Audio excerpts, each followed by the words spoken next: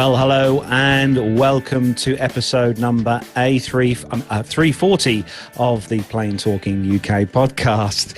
I'm Carlos, and in this week's show, Airbus reveals their first A321 Freighter conversion.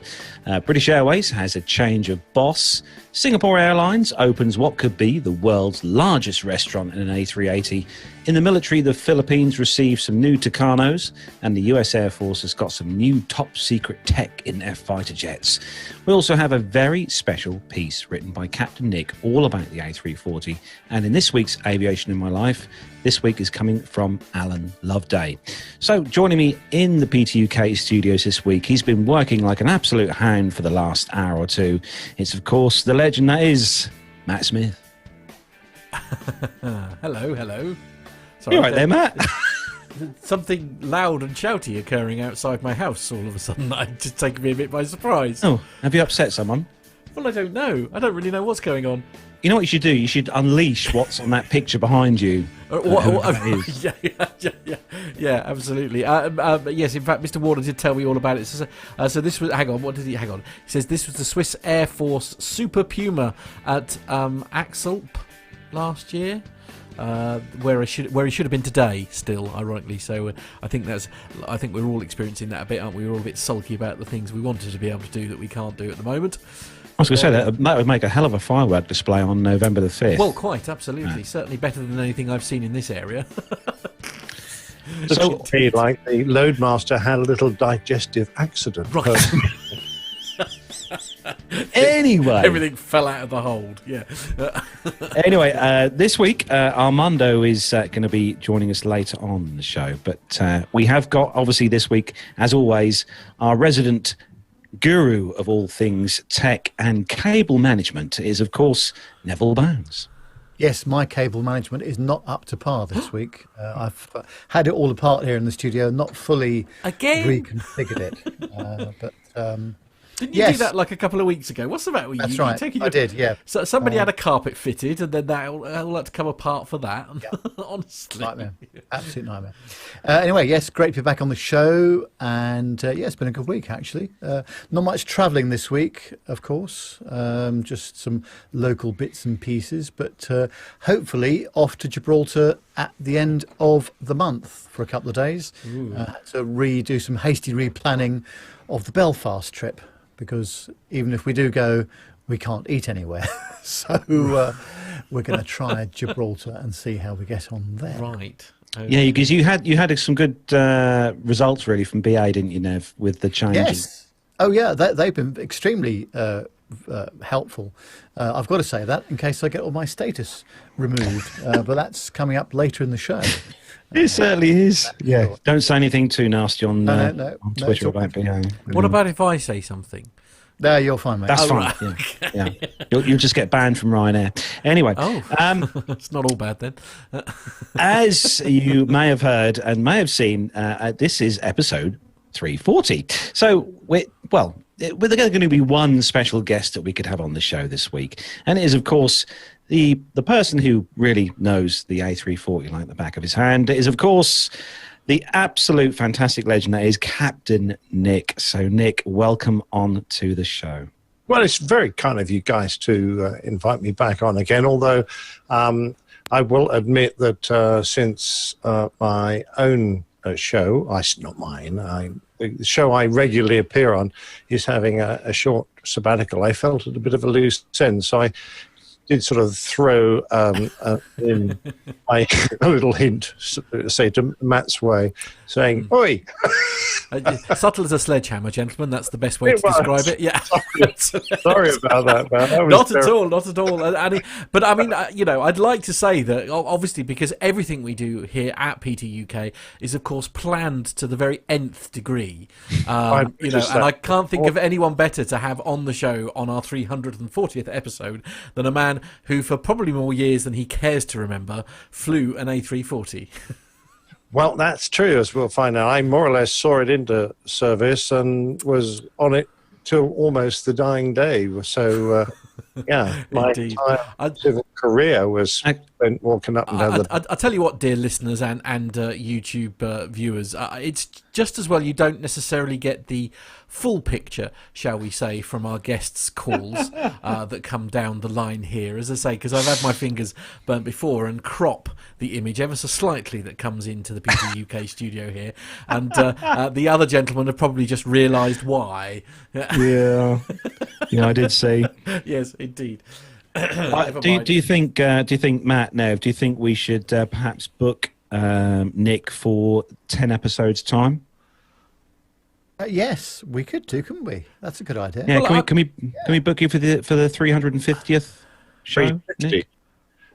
Yes, of course. I would be delighted to, assuming I'm not doing something really important. Okay. Obviously, we'll skip 360 and 370, and then we'll have you back on 380. Right. Okay. Yeah. I don't think you ever flew a 380. Or a 350. Oh right. Okay. Right. I was going to say. Mind you, as I say, at the moment, as things run at the moment, Nick's sort of appearing every 10 shows, so that would be in line with his current appearance rate. So that works well. To be fair, on the day I retired, I went into the office and had a last look round and handed in my ID and all the usual stuff, my uniform, all that. And the lovely manager, who has been my manager for many years there, said, "Oh, we've got the 350 cabin mock-up. Would you like to go and take a look?" And I said, "Oh, am I allowed?" She says, "No, not really, but we'll sneak you in there." And I looked around and was very impressed. And then, of course, I bumped into one of the 350 training captains who had just completed a conversion. And he said, "Oh, we've got the 350 mock-up cockpit upstairs. Would you like to have a play with that?" So I saw a few bits and bobs and was actually severely jealous. No doubt about it. The Airbus had done an awful lot in 25 years. Wow. Now, actually, I'm looking at the notes here, and there's a little thing just under what we've been talking about here that says, "How's the new camera?" Yeah, it's still sitting somewhere in Tokyo, I suspect. Right. Canon have yet to release any of the actual cameras that I have discovered to the UK yet. It's not that they don't want to, and everyone's got pre-orders in, including me. But I've had no word from any of the shops that I've got pre-orders in. So in other words, I'm very sorry I brought it up, Nick. I do apologise. No, it's fine. I was told it was a birthday / Christmas present. It's definitely going to be more like a Christmas present. Absolutely. Oh dear. Right, we better get things underway, hadn't we? Yep, so thanks to everyone who's joined us for the live show this evening in the YouTube chat room, all the usual family members, and I think there's a few extra ones in there this week as well. Hello to you, Lane Street, Graham Haley, Jack English. Hello to you, Jack. Hello, Myla, and scrolling down, hello to our main man, Micah. Let's have a look who else we've got here. Oh, Captain Nick's obviously in the chat room. That's always good. We've got Jan Hubner, Andy Williamson. Hello to you, Andy. Captain Cruz is in the chat room as well. Hello to you, Alan White. Hello to you, Alan. Jonathan Warner. He must be taking time out of his busy shift to join us, or he's not working. One of the two. I don't know. And Nick Codling. Hello to you, Nick Codling, as well. And Masha. Hello to you, Masha, and welcome there. And don't forget, if you listen to the show as an audio version and you fancy joining all this fun on the live show on YouTube, just look us up on YouTube and click that subscribe button, and also click that bell button next to the subscribe button to receive a notification on your device when we go live. And then you can join us in the chat room, which is awesome. So we are going to start the show then, as we do each week, with our rundown of the weekly news from around the world and the UK. So if all the crew is ready, we are. Let's go. I wasn't ready. Sorry about that.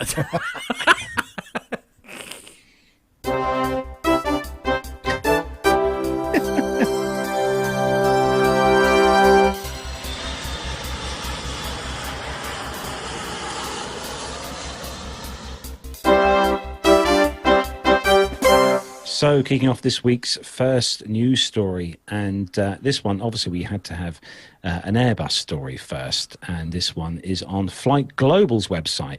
And the headline on here is the new Airbus A321 conversion freighter is finally live. So, Oregon company 321 Precision Conversions completed their first flight of its Airbus A321-200 PCF or freighter conversion on the 10th of October. The type is a former passenger A321 converted to a freighter capable of carrying 27 tons of payload. The maintenance test flight precedes the start of the A321-200 regulatory certification flights, a process that Precision Conversions expects to complete with brisk progression. Precision Conversions is working towards receiving a supplemental type certificate for the type from the Federal Aviation Administration and certifications from the European and Chinese regulators. This milestone flight was nominal in all respects, with all primary and secondary systems, including the cargo door and support subsystems, functioning perfectly as designed, says Precision Conversions President Gary Warner.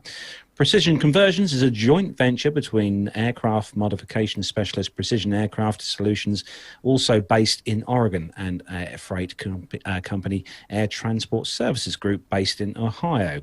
The A321 conversion includes addition of a hydraulically operated main deck cargo door and a main deck cargo loading system. The type has also had reinforced floor and plugged windows. The conversion allows the 321 to carry up to 14 containers measuring 2.2 by 3.2 meters on its main deck and 10 smaller containers on its lower deck. Precision Conversions has said the jet's capacity will be similar to that of a Boeing 757-200 freighter, which is the best freighter in the world. Doesn't say that, but that's what I think. Several other companies are also developing converted A321 freighters. Those include Elb Fluidswerk, a joint venture between Airbus and the ST Engineering that developed the A321 P2F. The European granted that, a jet supplemental type certificate, in February. San Diego-based PAC Avi International launched a converted A321F in 2014. So Matt's obviously flashed the pictures up, I should say, on the screen now while we're doing that. And it does look quite spacious inside, I will say. Obviously, it looks kind of strange seeing an A321 with quite a large, sizable cargo door just forward of the engines, I suppose. But what do you think, Nick? The thing of the future here? The door, isn't it? Mm. Yeah, I think Airbus have made a sensible move trying to tackle Boeing, who quite honestly have fairly well cornered the freighter market. But, the 75s and the 76s and the even older airplanes out there of an equivalent size are getting a bit long in the tooth, many. So I think it's probably quite an astute move. It does look roomier than I expected. And of course, they've got the 330 if you that has been a freighter for a while now, if you want a bigger version. So, yeah, could well be a market out there, and I expect they'll sell a few. Yeah, Nev, I think this is sort of like definitely a direct competitor for the 7.5 freighter. Yeah, it's good to see Airbus competing in the freighter market, because there's been an awful lot of freighter activity in the last 7-8 months, and from what we hear, there's going to be a lot more as well. So I think that the fact that they're going head to head with Boeing in this market is a good thing. Definitely. Definitely. So, Matt, you've got the next story, and obviously it's going to be a Ryanair story, but sad news for this one. Indeed, yes, absolutely. I suppose, I guess we're not really surprised with half the things we're hearing at the moment, are we really? But yes, it's from RTE.ie, the website, and the headline is Ryanair to close Cork and Shannon bases for the winter. So Ryanair has said it is to close its bases in Cork and Shannon in the south and west of Ireland for the winter. The move comes as the airline cuts capacity over the winter season from 60% to just 40% compared to last year. Its base base in Toulouse in France is also to close, and there will be significant base aircraft cuts in Belgium, Germany, Spain, Portugal and Vienna, it said in a statement. While we deeply regret these winter schedule cuts that have been forced upon us by government mismanagement of EU travel. Oh, he had to get that in there, didn't he?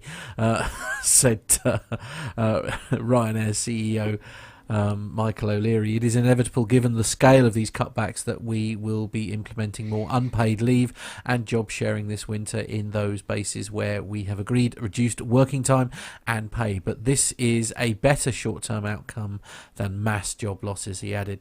Ryanair employs 80 pilots and cabin crew at its base in Cork and 55 in Shannon. Ryanair had been operating on 16 and 13 routes in and out of Shannon and Cork respectively. That is now falling to 3 each for the winter, all of which will be operated by aircraft and crews based outside of Ireland.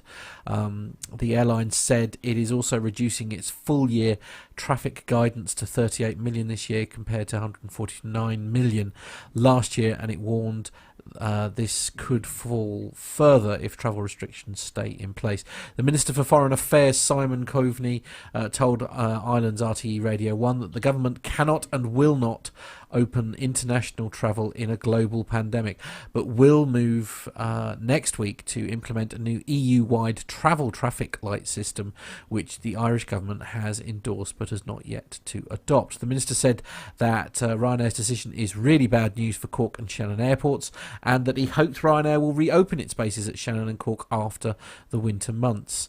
Also worth mentioning that Ryanair has started competing with PTUK's Story Number 2, it says here. So the low-cost airline Ryanair has launched its first business and aviation podcast, named Inside Ryanair. I don't know if I like this. Named Inside Ryanair, the podcast was unveiled this week with the aim of discussing current affairs, giving insights to the inner workings of Ryanair and providing an overview of frequently asked questions. Hosted by Piras Kelly and Mark Duffy, each episode of Inside Ryanair will last 40 minutes. At 40 minutes, amateurs, and we'll begin with a discussion of hot topics from the last few days before welcoming a different guest from across the industry each week. For this first show, the hosts engage in an in-depth discussion with Eddie Wilson, the CEO of Ryanair. And the leader talks about the different experiences at Ryanair for over 20 years, with some stories and observations from Ryanair's offices. I mean, you know.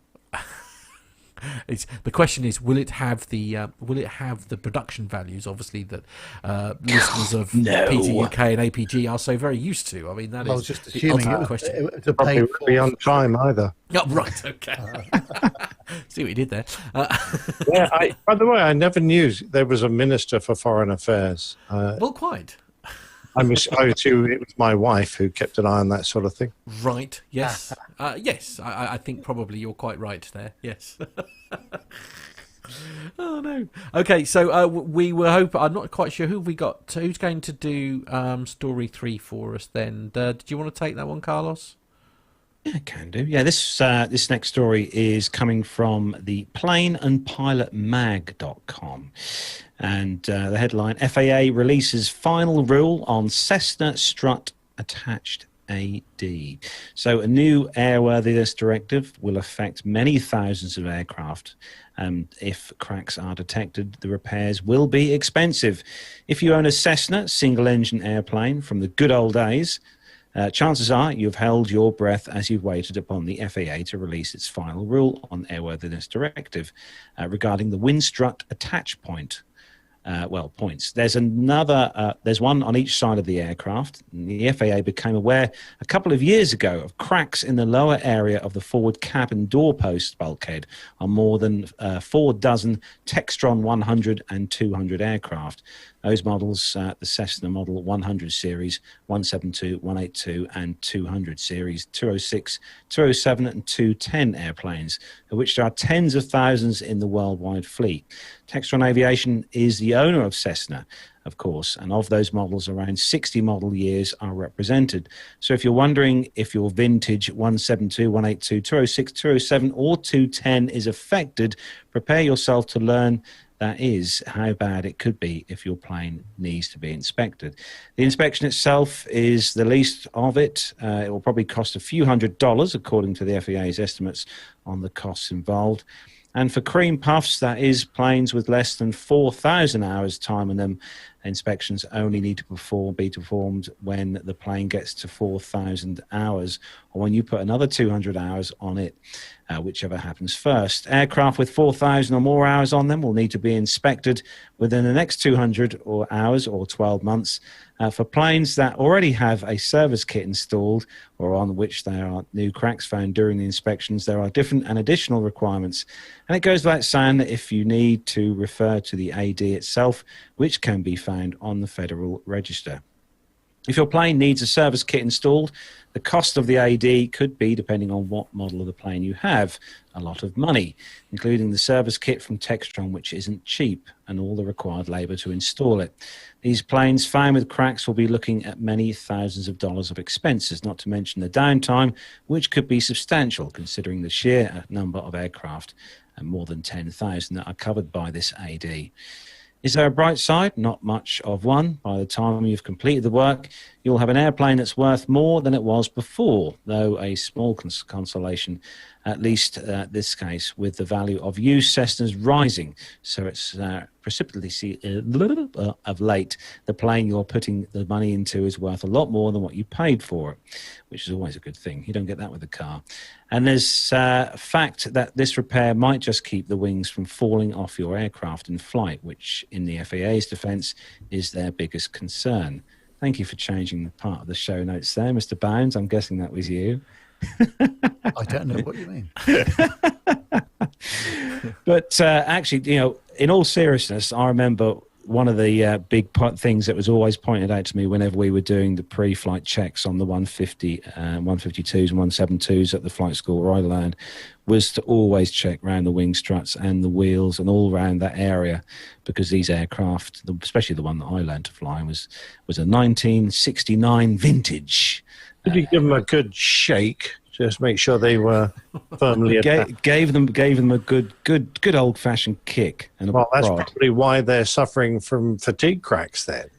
I'll tell you, if you've seen some of the landings that I saw whilst I was sitting in the control room for some of the student pilots, you'd definitely see why these aircraft do get a hell of a hammering, especially the flight school ones. Yeah, never buy a second-hand one from a flight school. No, God blimey, no. It's had a few hard landings, certainly. But moving on to the next story, and Nev, BA, they've got rid of someone. They have, and this is of no great surprise, I have to say, to me, but British Airways has announced it's replacing its chief executive, Alex Cruz, as the airline navigates the worst crisis facing its industry. Mr. Cruz, who's been with BA since 2016, will be immediately replaced by Aer Lingus boss Sean Doyle. Mr. Cruz will stay on as non-executive chairman for a transition period before Mr. Doyle also takes on that role. The shake-up is one of the first major moves by Luis Gallego, who took over as IAG's chief executive last month, replacing long-standing boss Willie Walsh. Alex Cruz's most recent task at BA was to push through thousands of job cuts, as well as changes to pay and conditions, which will see many remaining staff earning a lot less in future. Those cuts may have been necessary due to the COVID crisis, but the way BA went about it provoked deep resentment and bitterness amongst the workforce. And he was hardly popular to begin with. He arrived at BA with a brief to cut costs and boost profitability to enable the airline to compete with budget carriers. He did succeed, but at a price. Customer satisfaction fell sharply, leading to accusations that the BA brand was being sacrificed for short-term shareholder value. There were strikes over what was described as poverty pay by the cabin crew, and repeated IT failures proved deeply embarrassing for the company. And we learned today, in fact, that they've had a fine of £20 million for some of those IT failures. I thought it was a lot more than that. Well, they were going to be fined £183 million originally. Right. But someone's come to an arrangement, clearly. They managed to pay within 2 weeks, is that it? Right? Yeah. Right. My goodness. So, now that former IAG Chief Exec Willie Walsh has retired, the new IAG boss, Luis Gallego,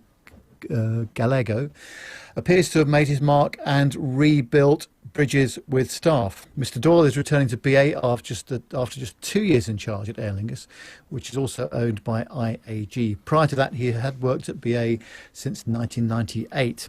Aer Lingus's Donald Moriarty, currently the airline's Chief Corporate Affairs Officer, will become interim Chief Executive. A permanent appointment will be announced in due course. Elsewhere within IAG, Fernando Candela, level Chief Executive, is joining the group's management committee in a new role of Chief Transformation Officer. Well, he'll have his work cut out, won't he? I think that this is going to be a very interesting 3 or 4 months because they need to do something. I think the brand had been messed around with too much, in my amateur opinion, and let's see if they can bring it back to where it was, even through these horrific times that we're living in at the moment. You know, the average career span of a pilot in a Big Bird Airways is probably 30 years, I would guess. The average span of employment for their chief executive is about 5 years. Yes. Certainly in modern times. So, you know, these guys are going to see an awful lot of chief executives go through, and it's very hard to believe all the stories that they will tell you when they come in, because you know very well that they're almost reading from a hymn sheet and that they are just implementing a message from above. And, you know, this guy wants to rebuild bridges, great. But I think the pilots in BA are going to look at that with a very jaundiced eye. Do you think, Nev, with the introduction of this new first suite with BA, that's going to help things with this kind of level of service? Well, I don't know, because the thing is that people that would fly in that class of cabin would almost certainly be business people, and there is no long-haul business flying going to be happening in substantial amounts for at least the next 6 months, because BA rely heavily on the business and first sector in order to make it all work. People flying in economy doesn't pay the bills at all. And don't forget, the cabin crew and the flight crew have had their terms and conditions and pensions mucked around with on numerous occasions, going back many, many years. And you know, the crew have taken quite a big hit previously to help the airline, which appears to have gone unnoticed in some quarters. So I'm very concerned, because apart from the aviation industry being in a very difficult place at the moment, I think BA have really just got to change how they operate. And obviously they've shed large long-haul aircraft like the 747, and they've parked a load of A380s to save some cost in favour of the A350s and Dreamliners. But we'll have to see. There's a lot of pilots that took early retirement as well, people that were coming up to retirement age that were flying the 74 in particular. So, yeah, we'll have to see what happens. So, Nick, you've got the next story, which is quite an important story. Absolutely, yes. It's it's quite serious. So, the headline is Malaysia Airlines takes measures to protect mental health of aviation workers, and it comes to us from the Star.com, Biospectrum, Masia.com, and Human Resources Online.net, part of the Malaysia Airline group. So with demand for travel at an all-time low, many airlines have been forced to take hard measures to ensure the sustainability of their business, which includes things like retrenchment exercises, unpaid leave. We just heard about that from BA, as well as extensive pay cuts. And almost every airline has, cut conditions of service and pay in absolute swathes. These measures have no doubt caused stress and anxiety amongst aviation workers. They center in on pilots and flight attendants. We'll probably discuss why in a minute. And this brings up the discussion of the mental well-being of airline staff. Joint statement by the European Pilot Peer Support Initiative, the EPPSI, and their founding organization said that COVID-19, the crisis, exposes all flight crew, their relatives and passengers, to particularly high psychological stresses.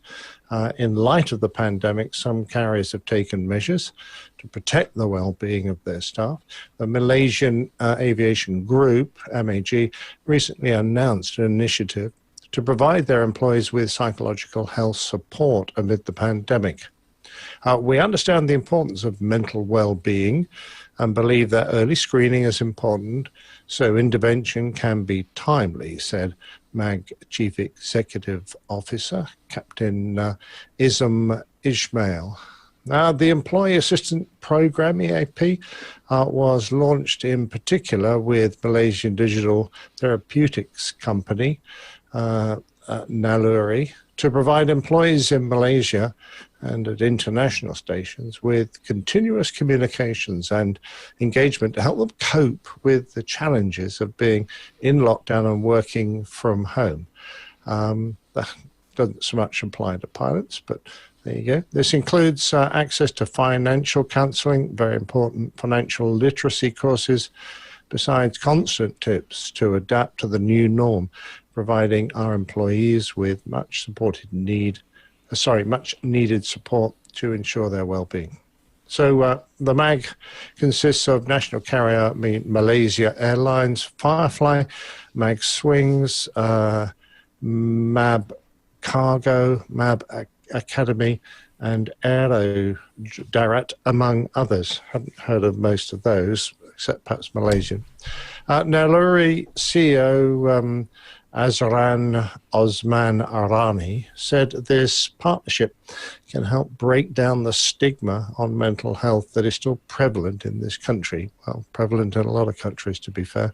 We're proud of them for setting this example for employers in the tourism, aviation, and hospitality industry sectors that have been worst affected by this pandemic.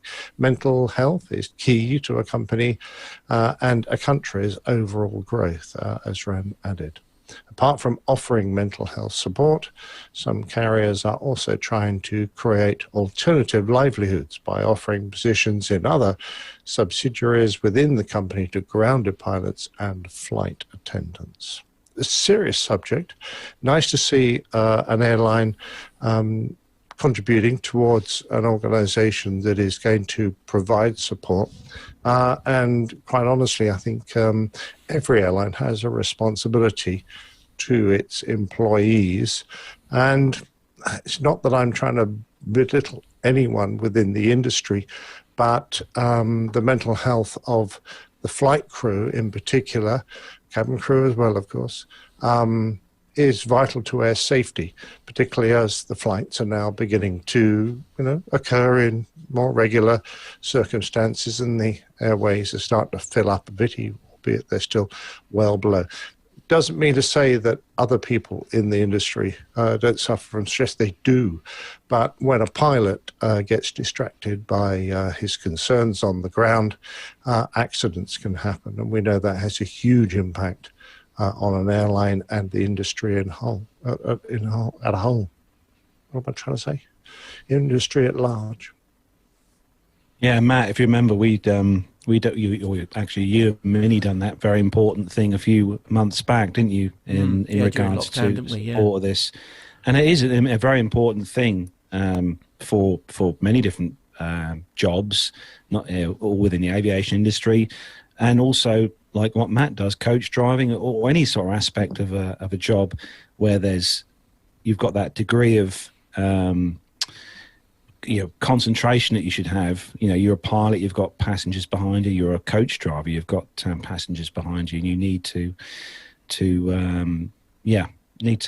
fight through it. And it's good that they're doing this. I think more people, more airlines, I think, or more groups should follow suit and promote more well-being within the... Absolutely. And having been someone who's suffered from clinical depression in the past and having brought myself back to full health, and that wasn't even close to the pandemic. I mean, that was just in the normal everyday run of doing my job. I understand entirely how important it is to get a grip, to recognize you've got a problem and to seek treatment, because it's going to be much more prevalent now that we've got the additional pressures of, am I going to lose my job next week? Am I going to need to sell my house? Just a little example. BA pilot and his wife lived not far away.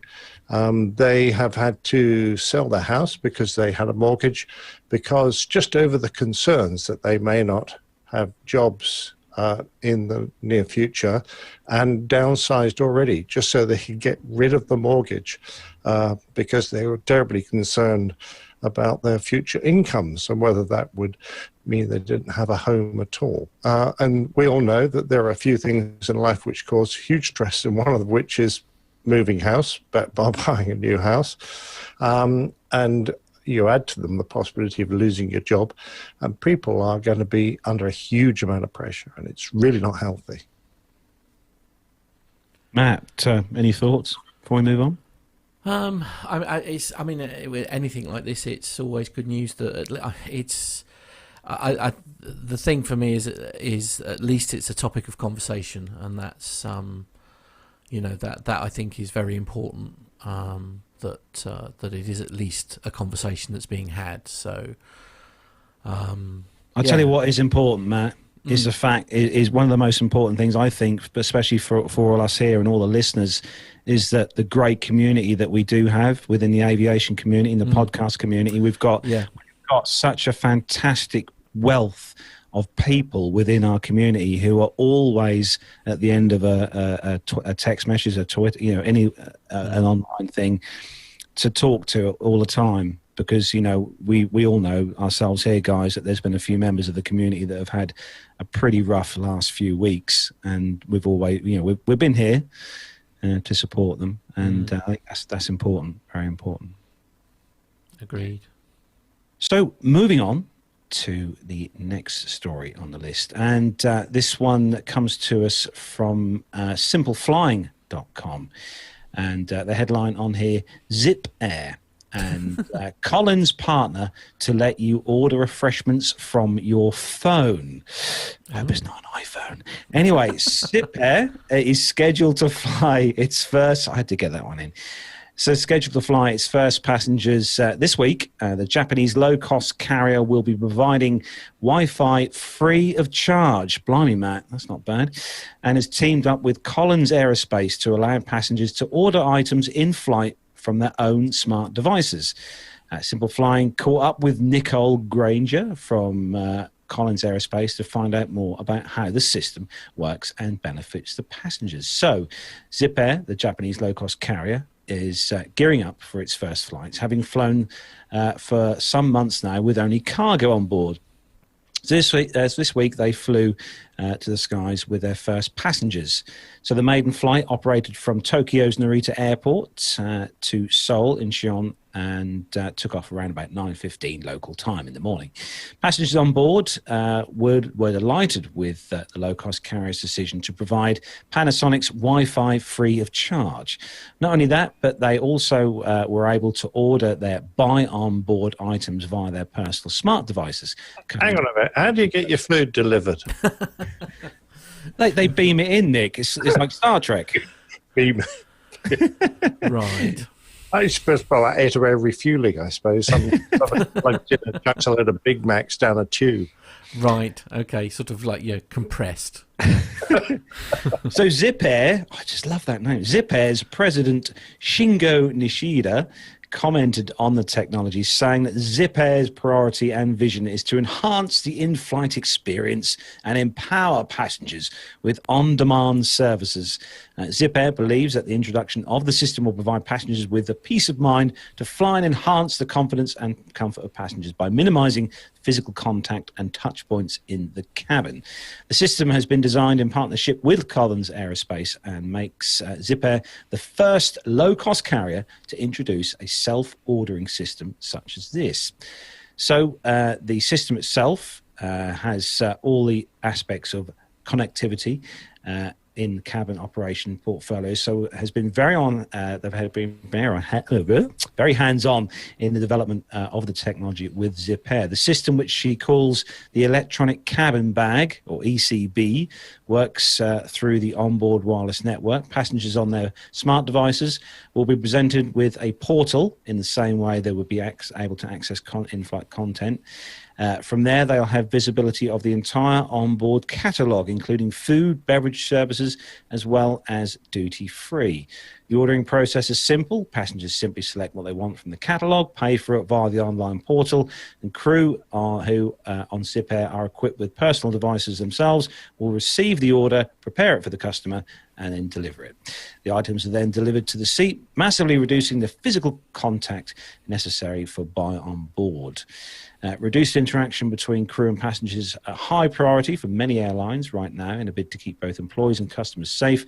However, losing out on that revenue, particularly for low-cost carriers, is a painful proposition. So this solution from Collins is a clear win for both passengers and the airline. What do you think, Matt, with all this, obviously, the online connectivity thing and the speeds and the kind of the app itself obviously working on all networks?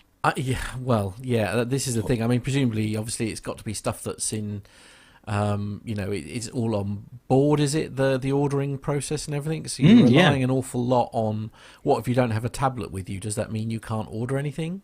Yep. Right. Very true, okay. Very true. And let's be honest, connectivity in the air has always been subpar at best. The opportunities for failure here are quite frightening. What happens if you are unable to connect and would like to order something? I mean, I suppose it's low cost airlines, so you're probably looking at 5-6 hours max perhaps on a flight. So I mean, I guess most people can cope that long Here's without. The question I have: why do they need to connect to the World Wide Web, the interwebs? True. Why can't they just have a local network they connect to that goes straight to the galley? So, what's the point of having it connecting to the internet? You could just have a local network and just order directly to the girls' iPads or whatever. Question. I require an answer.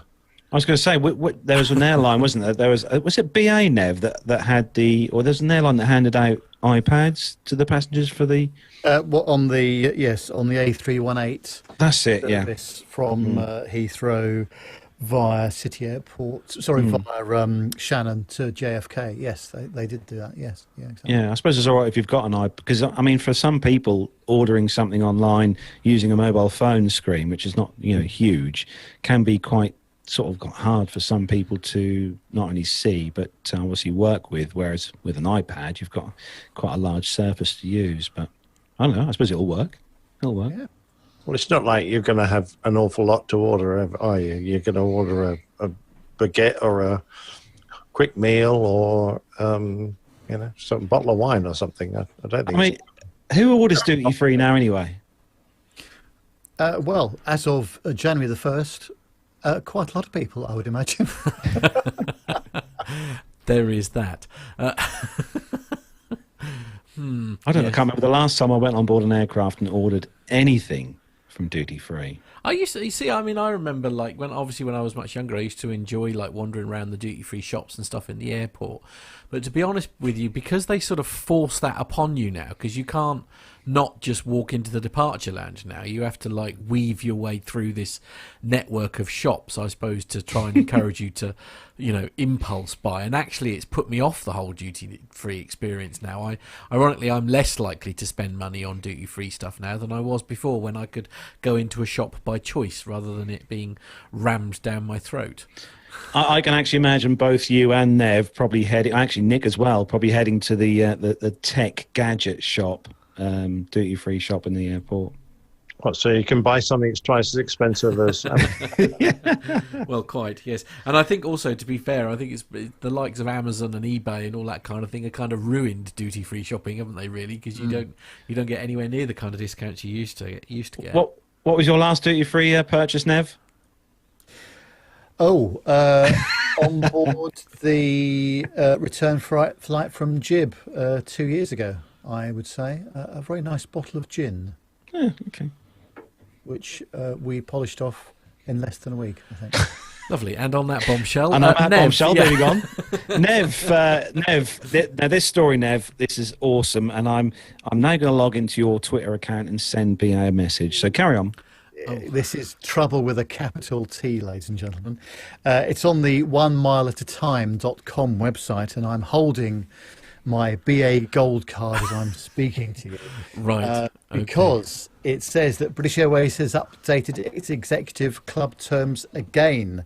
The last revision was just a few months ago, but now British Airways have updated terms to threaten executive club members who speak unfavourably about the airline.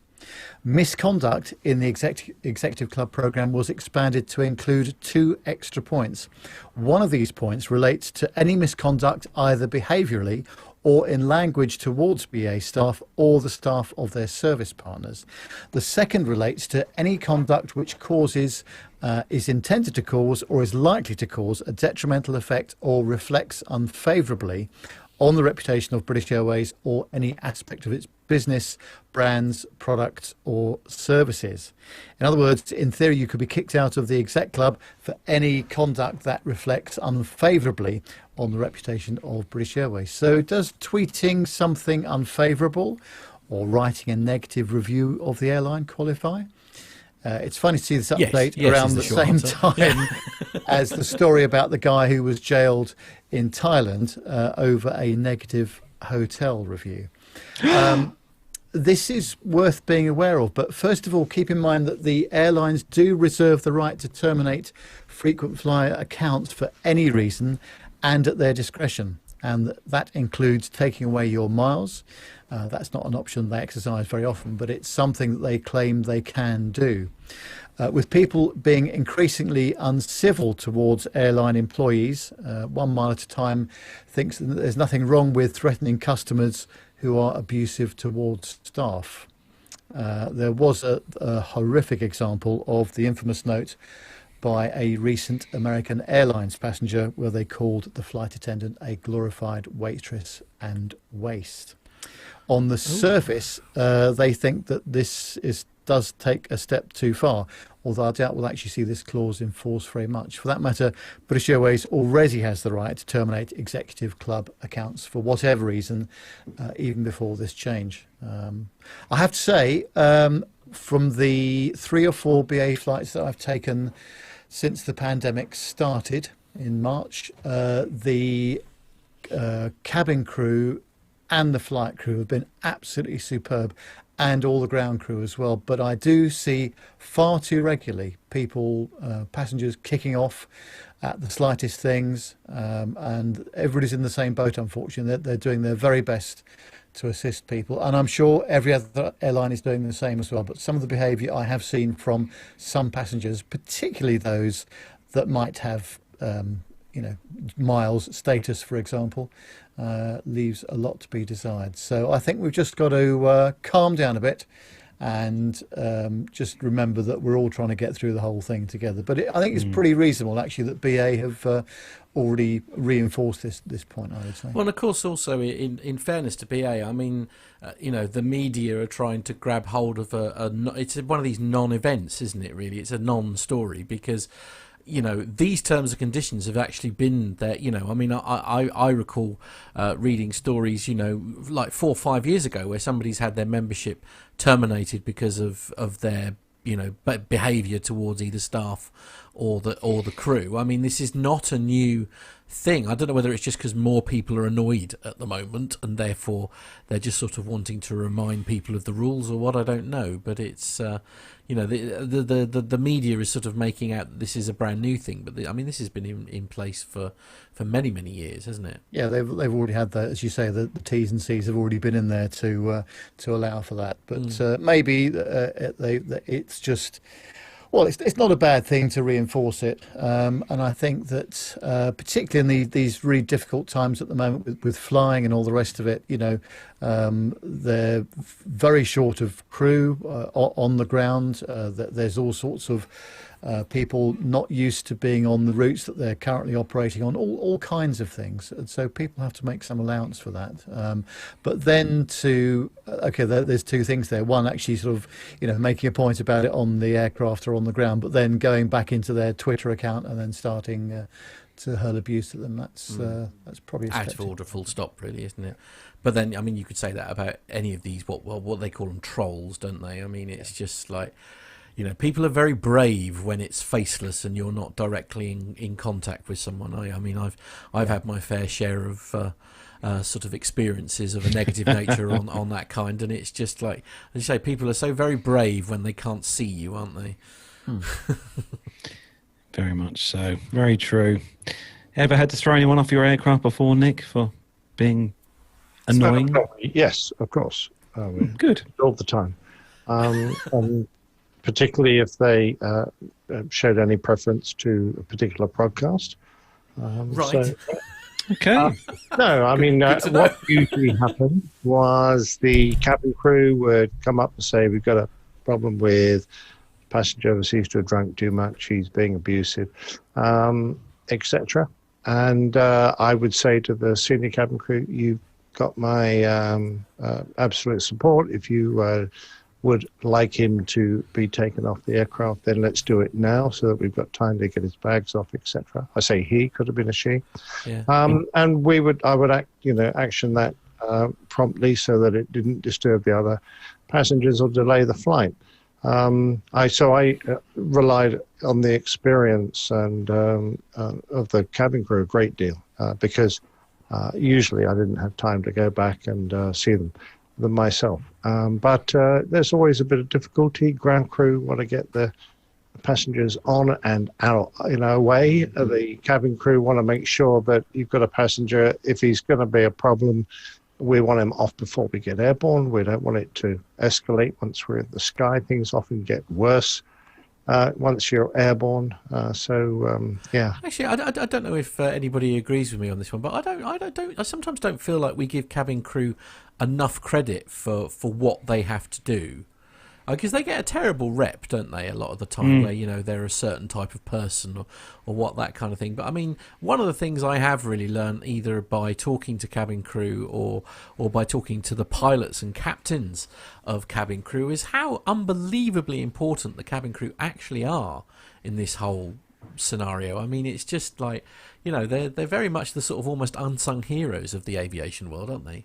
Well, absolutely. The relationship between the captain and the senior cabin crew is at times more important than the relationship between the captain and his first officer, because, the 300 people down the back, really, that entire area, although the captain makes the ultimate decision concerning then going on back there, but it's all handled by the cabin crew. Yeah. And, you're almost just like carrying out their orders almost in a way. It's you have a discussion, listening to them and taking their advice and offering what you can. But in particular after 9/11, when the cockpit door became a real barrier between communication and became much harder for us to go back and forth. A lot of this is done over the telephone. And it makes it really hard. So you do have to put a lot of trust in the cabin crew and their job. The other thing is as well, Nick, I would imagine that if let's say you were on the ground and there was an unruly passenger and all the rest of it, the moment you got out of your seat, if you ever did, and went back to deal with the passenger, personally, as it were, that actually must compromise your safety position as well, because then you've then got to go back into your seat and just pick up where you left off, and then you've departed a bit cross as well, and so I think actually delegating that whole thing to the senior cabin crew member, who is frankly speaking probably far more experienced in dealing with that sort of thing than you might be. Oh, absolutely, yes, and the vast majority are excellent at their job. So you get you just hardly know anything's happened. They just come back later on the flight and say, "Yeah, we dealt with that. Thanks for your support," which is all they usually need. They just need to know that you're there behind them if they have a problem, and that you'll carry, you'll shoulder the the responsibility of getting the passenger off, because ultimately it's the captain's decision. I would say take that all day, every day. I'd say, yep, no problem. I'd just say it was my decision, and you decide what you want to do and do it.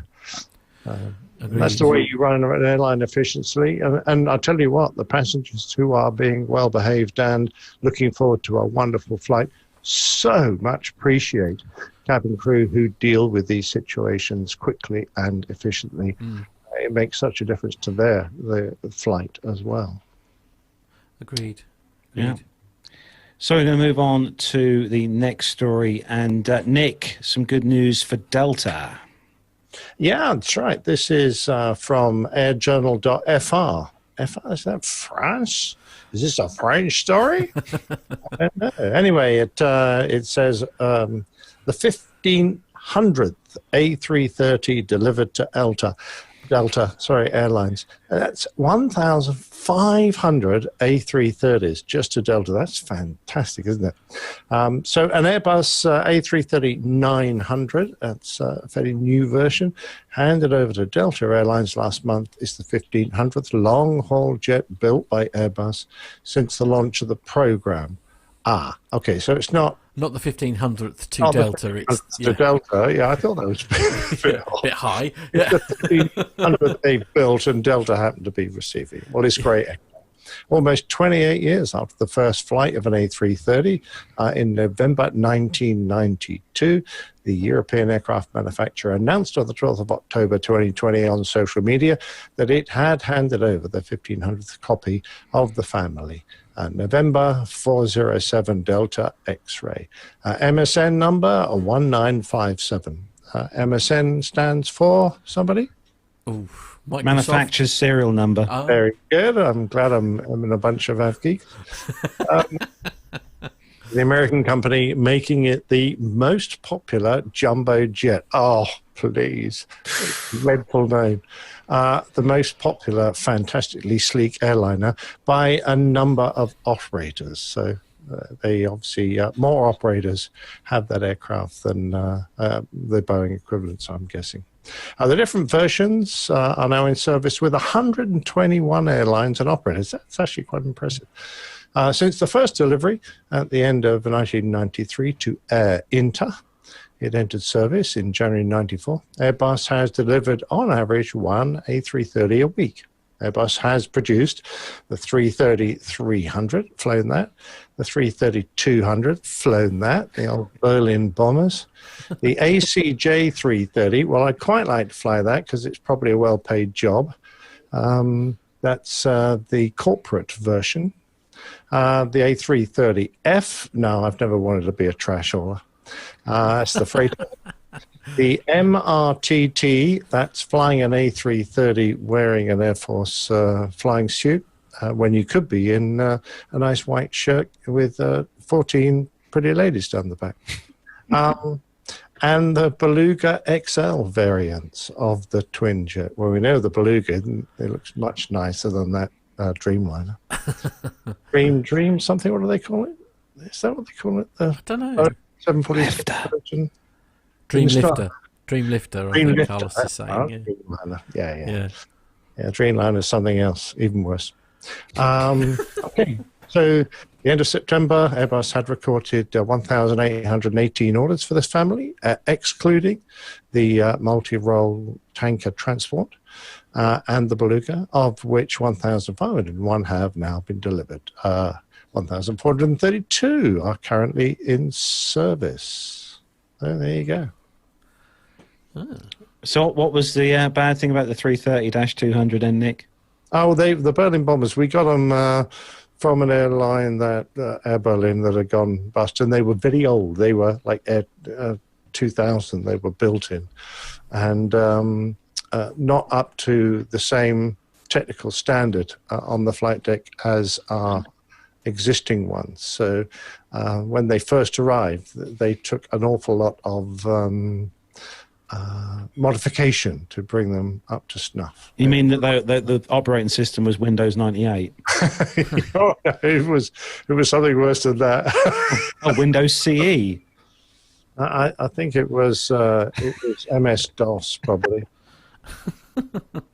So it took us a while, and they weren't terribly serviceable when they first pitched up. So, it's often the way. We had a dreadful airplane like that. We got rid of it to Finnair.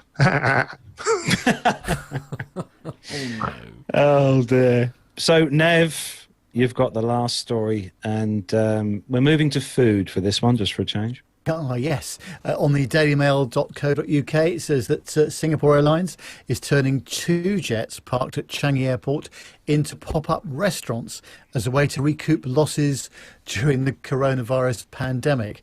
Reservations for seats aboard the double-decker Airbus A380 Super Jumbos sold out in a half an hour on Monday.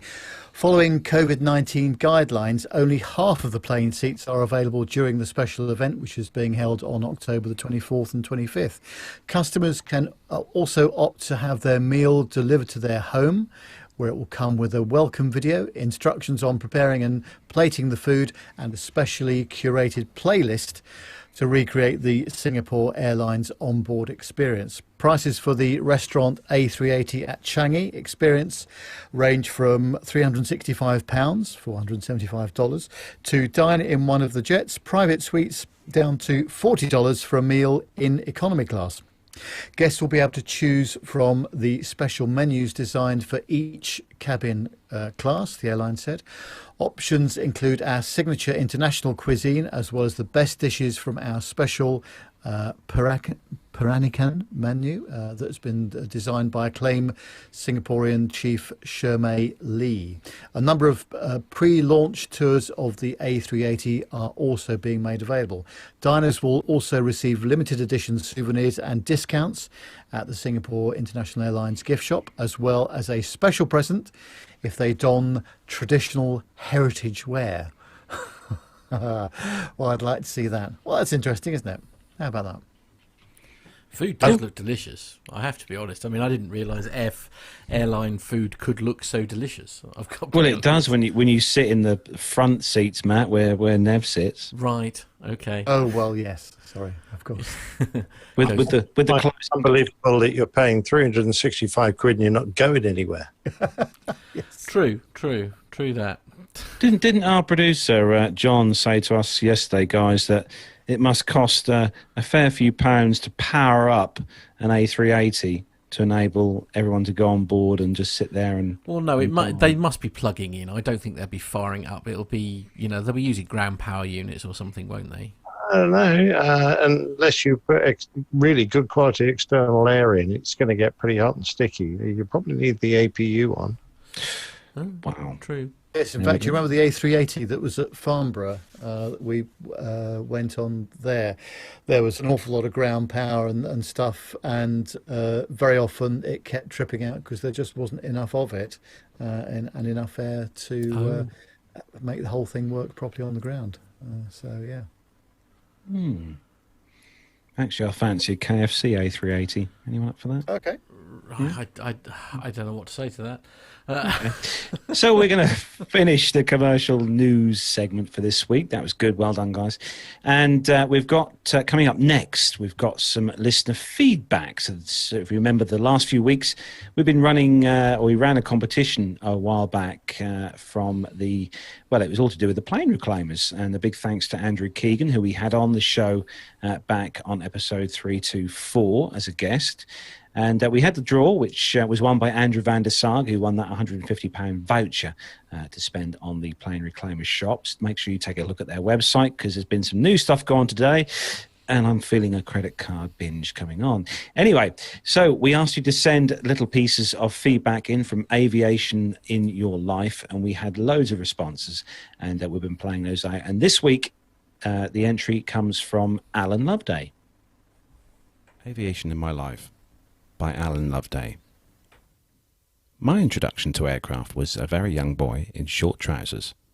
During the war, my father was in the Fleet Air Arm, based on what were in those days flat tops, or carriers, and flew in string bags, swordfish, albacore and barracudas. So guess what models hung from my bedroom ceiling and the stories I heard.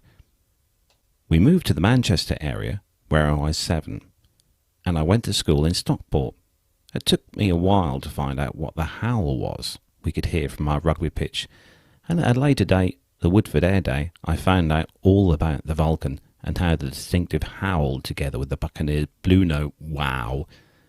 And next models on my seeing were a Vulcan, followed by a Buccaneer, Sea Vixen and Hunter with Royal Air Force English Electric Lightning poster in full afterburner scramble. In my opinion, some of the most beautiful aircraft ever built.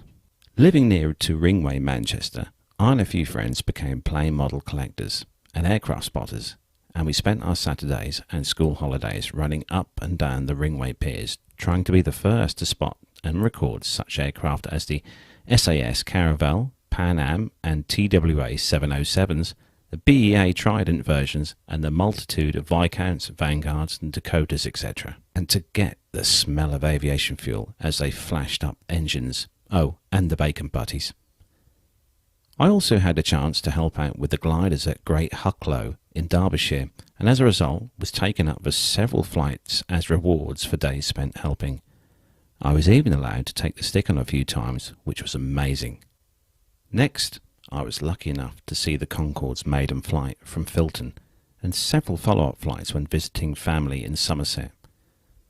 Life passed, and many air displays later, I was working in Germany and ended up working as a civilian contractor with the US Air Force, so got to work and spend time at bases such as Ramstein, Spanghelm, Greisheim and Rhein-Main, so was constantly alongside the grey stuff such as the A-10s, F-4 Phantoms, UH-1s, F-15s and heavies such as the Starlifter. I also got several right-seat flights in various GA aircraft, recreational aircraft at weekends, and finally spent short visits to Lakenheath in the very early 80s. Once I moved back to the UK, I took the opportunity to start my PPL at Redhill Aerodrome in Surrey, but sadly, due to a medical condition that developed at the time, I was not able to go solo, but did do all my ground school and flight training at the way up to solo. Sometime later, and having fully recovered, I re-established my solo training, but by that time, children and the resultant family finances took priority, so a yacht was deemed to be less risky by my wife, and as a result became my hole to pour money into. Throughout my working life, I have flown all around Europe and the Far East prior to 9/11. I got to know a lot of the crews on my regular flights, and I was doing my PPL at the time. I was regularly offered a jump seat, and I was lucky enough to have multiple jump seat trips in the Dash 8, DC-9, BAC 111 and the 747, and also the A330, and even a departure from Kathmandu in a thunderstorm that was developing around the rim. Now that's an experience under the jump seat. One very kind captain, who will remain nameless in the early 90s, actually banked his DC-9 over London to show me the London City layout from the cockpit side, and noted that we may have spilled a few G&Ts down the back. Latter years have been filled with enjoying the now-ended air shows at the Royal Naval Air Service Culdrose, where since the late 1980s we have had some fantastic aircraft, both static and flying. Living line of sight to the base, many are able to have enjoyed from my garden, and we have actually had the daily traffic of Hawks, Merlins, the odd Wildcat, and previously the Sea King and Sea King baggers over the house with visiting Royal Air Force infantry. Latterly, the occasional F-35s, noisy buggers we call them, and the last visit of the Vulcan XH-558 and the final Culdrose Air Day saw the Sea Fury belly land and grown men, me included, standing and weeping. XH-558 made her final turn and climbed away with that magnificent bow. Carlos, Matt, Nev, Armando, I hope this is not too late, but if so, hope it's still of interest anyway. Best regards, Alan Loveday. If you want to take your knowledge to the next level, sign up for a subscription at the A320 Lounge. Our online video courses combine whiteboard-style lessons with full failure demonstrations shot in 4K in state-of-the-art simulators using a professional production team. Go into your next simulator session with confidence, having seen failures run in real time and with the background knowledge to answer any questions from your instructor. To get more information and to sign up, visit a320lounge.com. There you go. Yeah, Thank you, you, Alan. Yeah. That was great, Alan. Well done for that. It's always nice to hear, some kind of nostalgia from back in the day. Some of those aircraft even I flew on, and Well, that's the best thing about this like these stories, isn't it? Because it is essentially aviation in people's lives. So you are hearing some stories from the bygone eras and stuff. It's wonderful to hear. Yeah, it's nice to hear that bit from you, Alan. So thank you very much for sending that in. Very much appreciated. So we're going to move on with the show, and Armando has joined us, everyone. So round of applause. Woohoo! Yay! So hey, everybody. Welcome, Armando. I hate to say this, but your weather looks hideous. I can say he showed another crap backdrop. I see. Yeah. Yeah, this is a pretty interesting Zoom backdrop that I found online. It's the only one that's got moving cars and moving clouds. Pretty interesting. Yeah, absolutely. Now, actually, it's kind of a preemptive apology because there is a train track right there, and there's real motorcycles and real dogs. So if we get any random dogs coming up and saying hello, they're not part of the backdrop. And random people wandering past thinking, what on earth is he doing? But yeah, they're thinking, that guy needs to disconnect when he goes to the beach. Absolutely. Anyway, shall we get on to it? We'll let Armando introduce. Armando, over to you. Yeah, guys. So made it just in time. I saw Jonathan Warner's in the chat room. That's the only reason we do this. And no, I'm just kidding. If you guys are ready, let's knock out some military stories.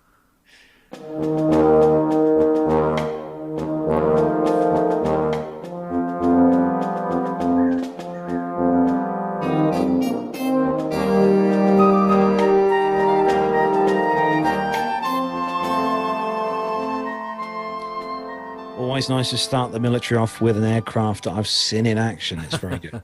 This one is on flightglobal.com, and the Philippines have taken formal delivery of 6 Super Tucanos. So the Philippine Air Force has taken delivery of 6 Embraer A321 Super Tucano close air support aircraft and could be eyeing up an additional 6 examples. All 6 aircraft were handed over on the 14th of October at Clark Air Base, says Embraer. The first 4 of these had arrived in the Philippines in September.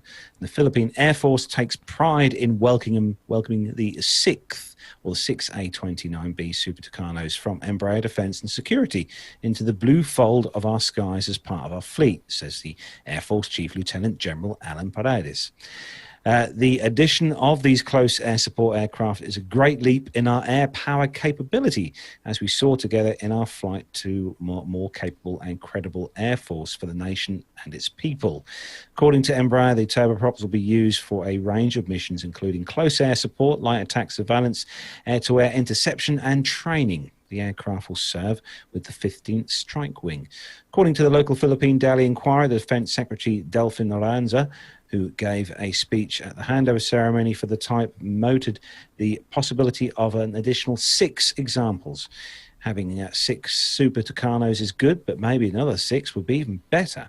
He quotes him saying, Manila ordered the 6 aircraft in November 2017.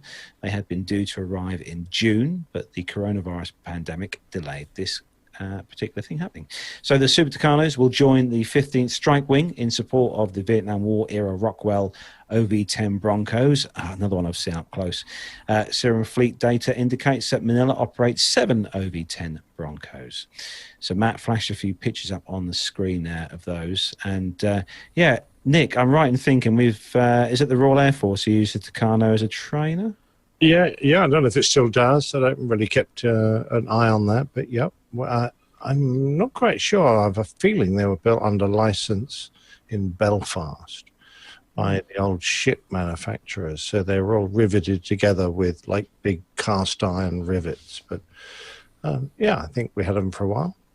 We might even have them now. I don't really know. And I might have been mistaking it for something else, but it was after my time, I'm afraid. So Armando, now, carry on. Well, I was just going to say, yeah, the reason this is kind of a cool story is the Tucano has been around for quite a few years now, and it continues to prove itself as one of those airplanes. Now there's really only 3 left. There's the Pilatus trainer, the Super Tucano, and the T6 turbine. And these other air forces, other countries are figuring out just exactly how much they can do with them. And do you need a big, expensive fighter, an F-16 or an F-22 or an F-35? Probably not. Most countries can do just fine with a multi-role airplane like the Tucano or the T6, where it's just got a solid engine, solid airframe. It's proven itself worldwide. And to replace the OV-10 with the Tucano is probably right on par. Not a lot of training required for the pilots. I was right, by the way. The RAF had the Tucanos back in '86, and they were built under license by Short Brothers in Belfast. Like I say, a shipbuilder. So they were assembled there anyway. And first flew December '86. I don't know if they've still got them. It was withdrawn from service last year from the RAF. So, as usual, the American military are a bit behind the drag curve. We'll just go on and let you think that. That's how we sneak up on you. You don't need to sneak up on us, mate. We're in no trouble at all. Well, speaking of that, the next story, the Air Force's new secret fighter could pack some pretty highly classified technology. I think we did a story on this last month, but in September, the U.S. Air Force shocked the world when it announced that it had secretly designed, built, and tested a new fighter jet, all in an astonishingly short span of just 1 year. So the secret new fighter jet, even if it is a new fighter, it's called the Next Generation Air Dominance Program, or we love our acronyms, the NGAD, N-G-A-D. We're going to just go NGAD. It is an Air Force project designed to supplement and eventually replace the F-22, which is just so outdated already. The Air Force has identified 5 major new technologies that it believes will be necessary for the program. There was a new report from the Congressional Research Service on this NGAD, N-G-A-D, that gives a quick rundown of the program. This secret new fighter jet, which is the Air Force Acquisition Secretary Will Roper officially announced on September 15th, it will likely include crewed and uncrewed aircraft, electronic warfare, cyber warfare, new weapons, and other systems. So one of these things that they were looking at with this new airplane is survivability. This new fighter jet has to avoid being detected on a modern aerial battlefield, speaking of sneaking up.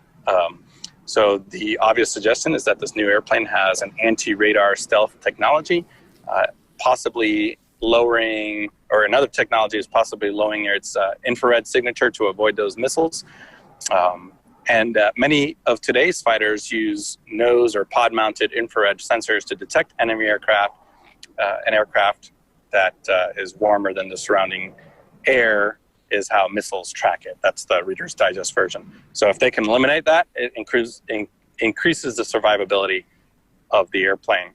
The lethality of this airplane is purported to be more than the current 5th generation fighters, particularly with some long-range standoff weapons, which is great because you can take a shot at somebody. You guys had this back in the 60s, right, Nick? Where you can take a shot at somebody and they never even know what hit them. Well, that would be a great idea. We certainly had some technology. We're not sure about the 60s. Yeah, actually, we're going to talk to you about some of that at the end of the military segment. But the kind of the last thing that they reported in this congressional report is persistence. So it has to have the ability to hang around a battlefield for longer than the current fighter jets.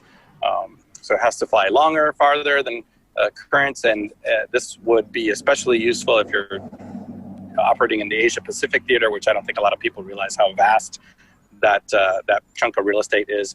But even in Eastern Europe, the Baltics, Eastern Russia, Africa, those current fighters that are out there require a lot of refueling. So I'm sure they're going to be, or there's insinuation that this aircraft will have a little bit more persistence than the current 5th gen fighters.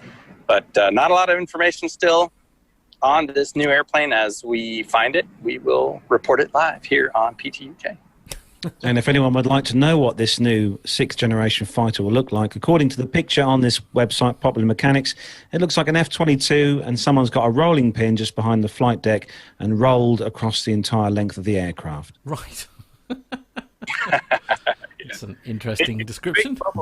Isn't it, Armando, the fact that to be stealthy, you've got to carry everything internally. So in my day, you just hung more and more tanks or more and more weapon stations on the aircraft, until you just ran out of wing space. Nowadays, you've really got to have internal bomb bays, internal fuel tanks. You can't mess about with hanging things on the outside, or it just turned the radar signature just wrecked. That's exactly it, Nick. So, Nev, you've got the next story on some new engines. Yes, on flightglobal.com, and it says that GE Aviation is nearing a maiden sortie of its Catalyst turboprop engine, delays to which have had a knock-on impact on Cessna's in-development Denali. A first flight of the new engine was due earlier this year aboard Beechcraft King Air 350 twin turboprop, but the event slipped. GE now say that the milestone will soon follow, and delivery of the first engine to power the Denali is planned for later this year. It adds that GE's Catalyst program continues to move forward with engineering and certification testing. To date, the Catalyst has more than 1,800 hours of combined operation and 11 engines assembled. The engine specialist had previously promised that 10 test engines would be flying this year.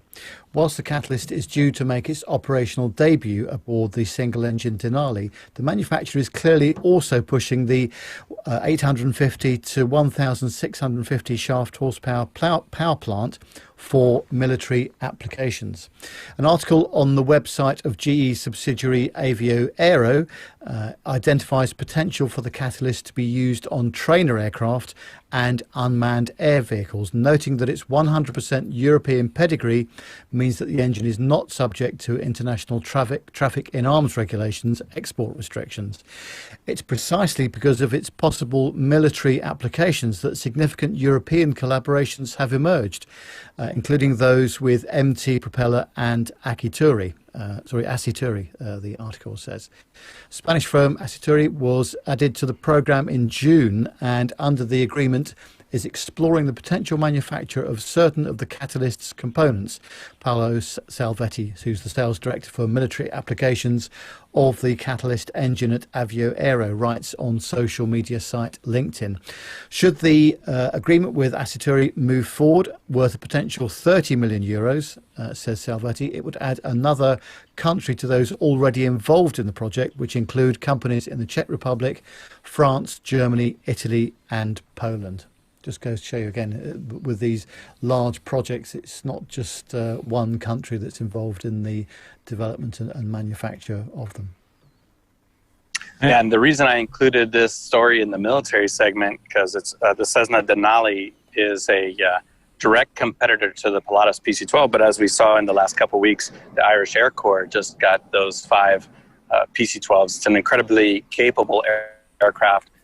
The Royal Flying Doctors use it, so you can see the military applications for medical evacuations, as well as a long endurance IS or intelligence and surveillance mission, as the Irish Air Corps is using them in, as well as just so many things. But that whole market is largely dominated by the Pratt & Whitney PT6 engine.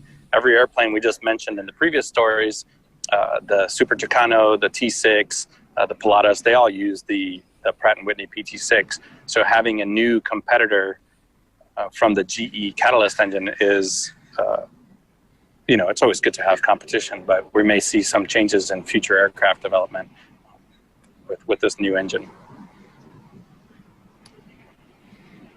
Mm-hmm. And I just lost everybody. No, we're still here. Don't panic, we're still here. We're digesting the news. As it all, really. We hate that. What happened? So next story, Nick is... Nick just G-locked for a second. He just I think he might have rejected. Nick, this next story is relevant to you, because I think this may be an aircraft that you used to fly. Well, albeit this is the F-18F Foxtrot. I flew the F-18A, so this is a considerably more advanced aeroplane, I suspect. It comes from the aviationist.com, and it's footage from an unusual view. So let's me read the blurb. There are many clips showing carrier landings from inside the cockpit, but you won't find many videos like the one in this post. Filmed in the cockpit of a Hornet in the groove, which he says is the final part of the approach flown with level wings. Well, yeah, it's kind of straight in part of the approach. The footage below focuses on the hands of the pilot as he controls the throttle and stick until the successful arrested landing aboard the carrier. The video was taken during a foul weather recovery aboard USS Enterprise, says Austin Hulbert, the pilot, with the VFA 211 in the comment to the video. There was a pretty big thunderstorm that was dumping down so much rain we couldn't see the ball. That's the optical guidance system that carrier uses. So it's gyrostabilized, so as the carrier pitches, you still have a nice constant angle, or it indicates a constant angle of approach, and is nicknamed the meatball. And it's the visual landing aid we use to land aboard the ship. So the LSO, the landing signals officer, had to torque all the aircraft down. The control inputs are bigger than normal due to the gusts and turbulent winds. Well, I've always been a pretty agricultural pilot, so my control inputs were generally like that all the time.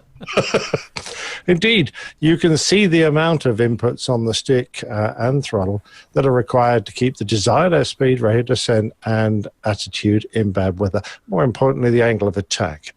That's what you're really aiming for, but it relates to your speed. The left MFD, the multifunction display, shows the attitude indicator.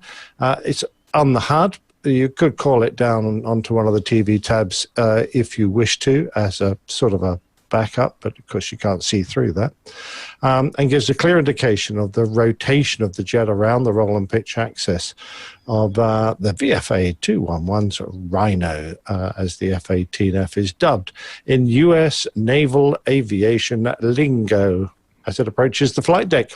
Impressive. Now, the trick is you can see when the aircraft hits the deck because there's a big jolt, and I want you all to watch when you look at the video to see what the pilot does with the throttle. So if you landed a conventional airplane on a runway, you'd pull the throttle closed. On a carrier, of course, in case you don't engage that wire and you need to bolt, you need to push the throttle forward. So right towards the end, you'll see he does exactly that until he's absolutely certain that he's engaged the wire and it's not going to go wrong. And then, there's something also loose that flies forward. I do wonder what there he goes. Bang, he's on the deck, and notice he's got the throttle full, and then he pulls it all the way aft once he's realized he's safely come to a halt. And that's so if he skips the wire, that allows him to bolt safely off the deck. So, Nick, I have a couple questions on this video. Yeah. So I assume, so I've never flown a fighter jet, when you're at speed that you would never move the stick that much. Is it that different when you're at low speed with the flaps out that it requires that much control input to get it to where you want it? Yeah, exactly right. The amount of stick movement proportional to the control movement. It's not like an Airbus where you're demanding a rate. It's actually just, if you move the stick around, all the control surfaces will move the equivalent amount. And at low speed, you need fairly large deflections to correct a problem because the controls are obviously less effective at lower speeds. What about those engines? So he was working the power control lever pretty aggressively. Is the engine responding that quick? Yeah, it is very quick. It's a delightful airplane, for example, to fly in close formation because there's almost no lag in the engine at all. It really was superb. Whereas I came from the Phantom, where there was huge amounts of lag, and trying to correct your position. If you started to drop back, you moved throttle forward, nothing would happen for a little while. So you move it further forward, and then you finally get to the third position, and then all the thrust would come at once, and you go leaping forward when you really didn't want to. So you had to use a lot of anticipation. The F-18 was lovely. The engines were really responsive, and all he's trying to do is just be really accurate about keeping his alpha and making adjustments all the time, just to because it's obviously a bit gusty, and he's trying to keep that angle of attack just right. Did you ever have any flights where you had to make those kinds of or keep that kind of accuracy? Was it every flight, or is there any one moment that you can recall that it was extra gusty and you had to fly it like that, almost like you're coming into a carrier? Yeah. I mean, in particular, I remember coming into Malaysia, RMAS Butterworth. We'd been out on a strike mission and coming home, and there was a thunderstorm sitting on top of the airfield. And as we were coming down on the approach, there were literally bolts of lightning coming out of this bottom of this thunderstorm either side of us. I had already been hit by lightning, I don't know, about half an hour previously, and it had knocked some of my systems off. So I was quite keen to get the damn thing on the ground. And when I came down towards decision height, the rain was just like pickaxe handles coming out of the sky. Couldn't see a thing in front of me. So I went around, and I was pretty short of gas at that point. So luckily there's a civil airport on the island of Penang, an international airport, and I just asked for vector straight there. And I climbed out through this thunderstorm, and I burst out of the side of it at about 5,000 feet. It was just like going from hell into clear blue sky. I went, oh, wow, that's nice. and landed it at Penang, and climbed out. And from the earlier lightning strike, which had come in through the nose and knocked the radar off, I looked at the back end of the airplane, and the two big ailerons that do all the pitching of the aircraft, where the lightning had exited, they were as big as my hand. All the carbon fiber had gone boof into it looked like a hairbrush, or like hair. It lost all its cohesiveness, and it had just was just strands of carbon fiber now in two big patches on both ailerons. So. Jeez, goodness. Yeah, it was a good day. The senior engineering officer came along, took a look at it, and said, "Oh, you can take it back to Butterworth. That'd be fine, and then we'll glue it." It'll buff out. Yeah. Yeah. Man, I could sit here and talk to Nick about flying stories all day long, but I suppose we should probably move on, huh? Oh, hello. Oh, hello. What else to get bored? So I won't get bored. Got a train in 6 7 of us that won't get bored. Brilliant. That train's calling you, mate. That sounds great. Absolutely. Okay, Carlos, what's next?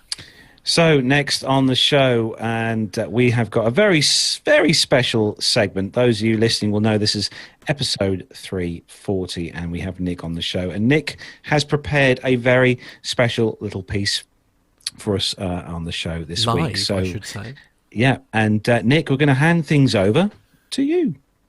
Well, yeah, you'll just hear my voice because there's a few pictures coming up that Matt will kindly put up in turn. But this really is in honor of your 340th show, and it's all about the Airbus A340. The Airbus A340-300, a four-engine, long-haul, wide-body airliner, entered service with its first airlines, Lufthansa and Air France, in March 1993, the same month that I left the Royal Air Force. It was first conceived along with a twin-engine version in the 1970s, and they were developed as a stretched A300 and A310, utilizing the best 10-ton thrust engines that were available at the time. Originally conceived because, I mean, we're talking the 70s now, as replacements for the 707 and the DC-8, still in service. It was planned to carry about 200 passengers, 6,000 miles. The two types were to use many common components, mainly the fuselage and wings, but also the fly-by-wire technology and cockpit layout of an A320. They were targeted at the growing demand for high-capacity, medium-range transcontinental trunk routes and offer the same range and payload as a DC-10 and the L1011 TriStar, but with 25 to 38% less fuel consumption. North American operators were clearly in favor of a twin jet, because they obviously do most of their flying over the mainland, where whilst Asians wanted a quad, in Europe the opinion was pretty much split. However, the majority of potential customers were in favor of a four-jet, despite the fact it was more costly to operate than a twin. They liked that it could be ferried around with one engine out and could fly anywhere, since ETOPS, extended twin operations, wasn't a thing back then.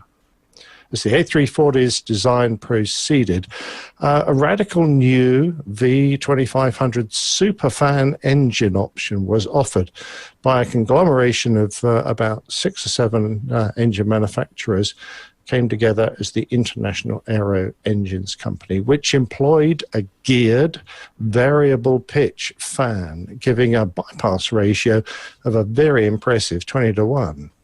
It would use only 80% of the fuel consumed by the basic V2500 core engine. But unfortunately, technical delays beset the project, and the only alternative to fit on the aircraft was the CFM56. By 1987, the order book stood at 89 for the A340, but then the newly launched MD-11 fell well short of its performance predictions, and other airlines like Singapore ordered many more. In June 93, an A340-200 flew non-stop from the Paris Air Show to Auckland in New Zealand, a flight of over 21 hours and the longest non-stop flight by any airliner of the time. Late 1993, an order of 20 A340-300s originally destined for Northwest became available, and Virgin Atlantic acquired some at a very competitively low lease cost. At that time, Virgin had 10 Boeing 747s, so the arrival of the Airbus fleet caused quite a stir and gave me the chance of a job. Over the next few years, the Dash 300 fleet expanded to 7 aircraft, and by that time I'd already moved to the left seat as a captain. The A340 was taken on by many airlines, typically as a medium-sized long-haul aircraft, and mainly as a replacement for the older versions of the 747.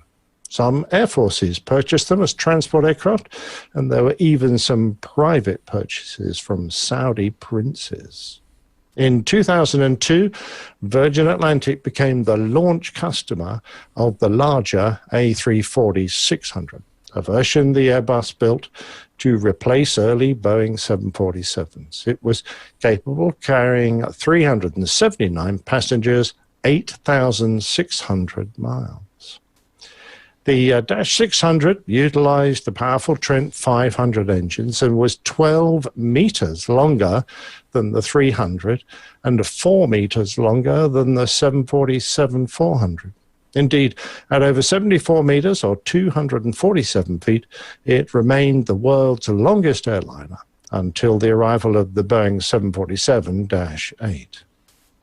The 340 weighed in at 380 tons max takeoff weight, had a wingspan of over 63 meters, that's about 208 feet.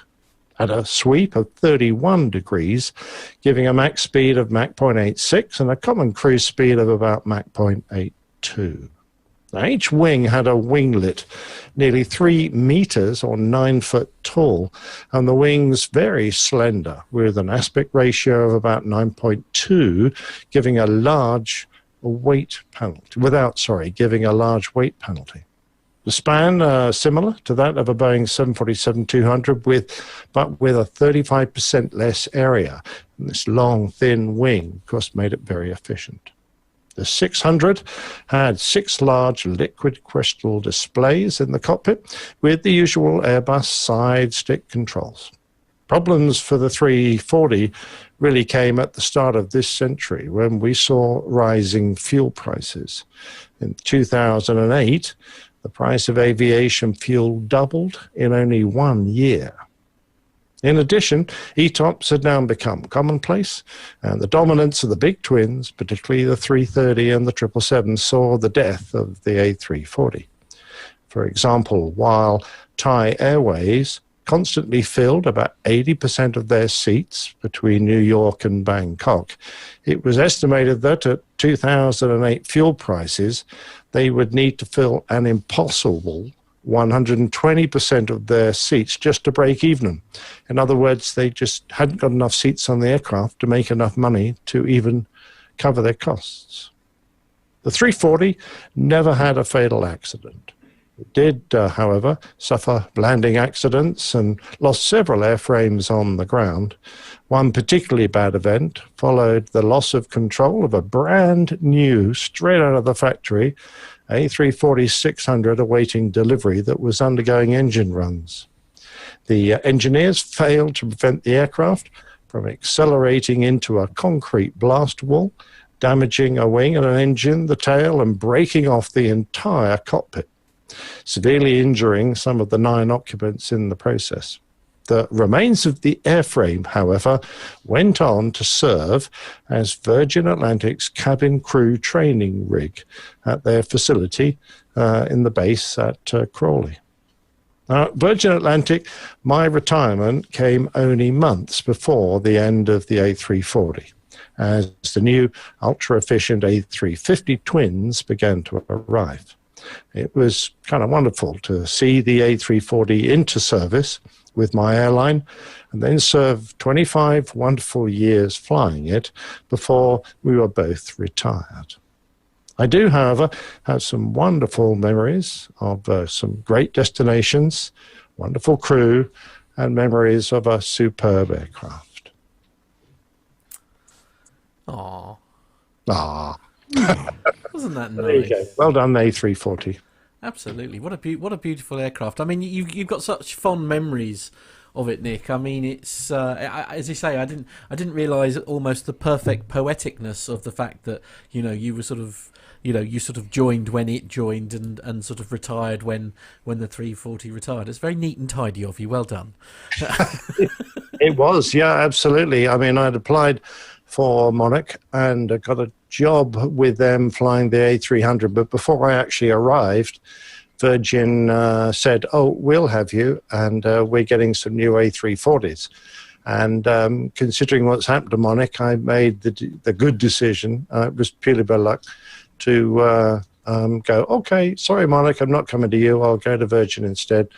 And I have to say, the first time I climbed in a 340, the biggest aircraft I'd really flown was probably the Phantom, 20 tons. To climb in something that was 247 tons for the 300, 380 tons for the 600 was quite different, quite a different thing. But as we always thought, it's funny, when you're sitting on the flight deck, you really have very little impression of what is behind you. You've got to give the surrounds a lot of space because you've got a big turning circle, you've got big wings, and you don't want to run into something. When you're actually flying it, you only think of yourself as being in the front end, and you assume the rest will just trail along. Ever hopeful that might indeed be the case. Was the flight deck on the 340 quite spacious, Nick? It was. It was wider than a 320, so you had a lot more elbow room. But basically, the layout was identical In fact, we did, because there weren't any 340 simulators around, we did a lot of our initial simulator training. Well, I was trained in Toulouse at the factory on the 320 simulators because there really wasn't a lot of difference regards to displays and the way everything worked. The 600 had, again, the similar layout because all the Airbus aircraft have a commonality between them, which allows you to move from one type to the other with minimum extra training. But it had nice big LCD displays and even more room. The 600 was my favorite. It had more thrust and was more like driving a big ocean liner around than flying an airplane. Well, lots of love for it in the chat room, Nick. Tanya Wyman, she's saying that was really lovely, Nick. Thank you for sharing. And Graham Haley's actually saying he's got very fond memories.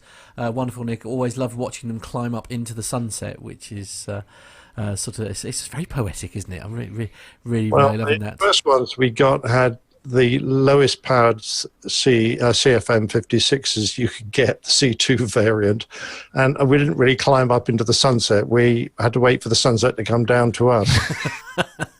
Quite seriously, it was a significant problem in the early days because even at a Heathrow where you've got height constraints to hit, and we would frequently end up falling short because of the lack of low-level performance. But as Airbus said, the aircraft was put together and designed for very economical cruising. The fact that it took you 45 minutes to get to the top of climb really wasn't relevant. The fact was that you were only consuming 6 tons an hour, and that is pretty low for a 4-engine airplane carrying several hundred passengers. Indeed. Captain Cruz has a question in the chat room, Nick. He asks, did you enjoy transatlantic flights better than the Asian routes, or no preference at all after all? To be fair, the early Asian routes were a bit difficult because we didn't go through Russia or China in the early days. And there was a lot of toing and froing. You had to cross the Himalayas, and there's often a lot of bad weather around India. And coming home, facing that subtropical jet stream that gave you a constant a headwind for many thousands of miles. It used to really struggle to get home in one hop. In fact, at one point, I do remember that the headwind was predicted to be so strong we couldn't go home on our normal route.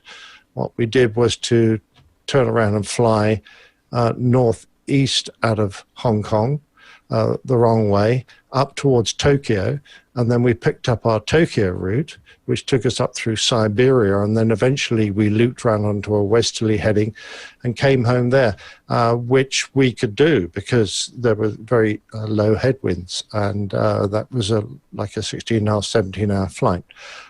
So the passengers were a bit confused when they looked at their little maps. It was Heathrow to their left, and we're flying up to the right. And there are a lot of questions from the cabin crew saying, the passengers say you're heading the wrong way. Wow. Nev, we've got a question from Richard Adams, haven't we, in the chat room? Yes, we have. But, of course, as usual, my screen's not quite in the right area, so let's have a look. Richard asks, are there any worse destinations than Lagos?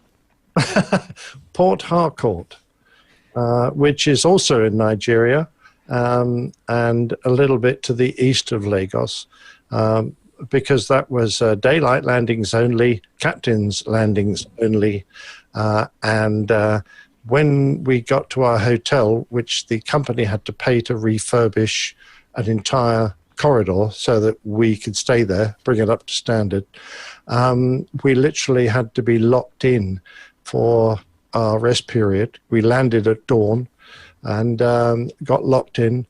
We weren't allowed to eat the hotel food. We had to have special food brought in hot boxes. We got up after a few hours. There was nowhere to go. You weren't allowed to go down by the pool because there was risk of you being electrocuted if lightning hit the place. I loved the big sign at the door which said no firearms are permitted in the hotel. Armando, you'll be very, very familiar with that. Then when we got to aircraft, it had just sat there on the pan with security tape stuck all over the doors, so we could check that no one had been on board it. And it had just cooked for 12 hours. And we had to climb in and try and fire up the APU. And it was always a struggle to, we just loved getting out of that place. That was fantastic.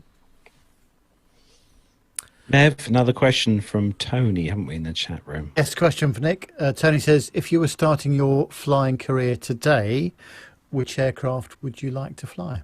Oh, the 350. I really had hoped that I would be able to do that last sort of 6 months and that I might just have enough time to overlap onto the A350. My great friend Chris, who you might have seen a lot of his videos, one of the trainers on the 350 with Virgin, he does a lot of videos from the 350 cockpit.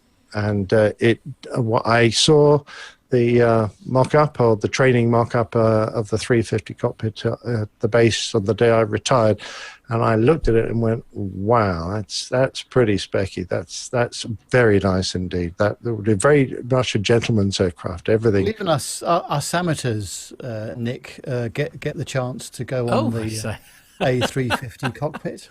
Oh, well, look at that! You see that isn't that fantastic?